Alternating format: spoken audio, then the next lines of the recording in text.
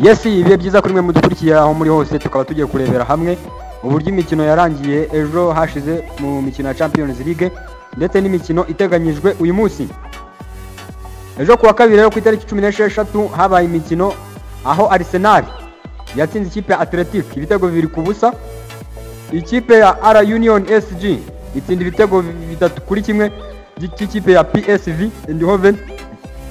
Ikipe ya Benfica itsindwa n'ikipe ya Karabag ibitego 2.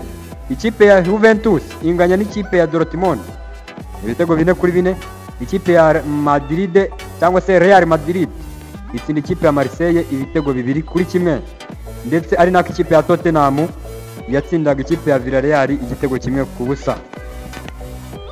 Uyu munsi rero hakaba hateganyijwe indi mikino aho ikipe ya Olympiacos iri buze gusakirana n'ikipe ya Pafos ku isaha y'isa 11:45 saa 1:45. Ikipe ya Slavia iraza gusakirana n'ikipe ya Boga cyangwa se Grimit ku isaha y'isa 1:45.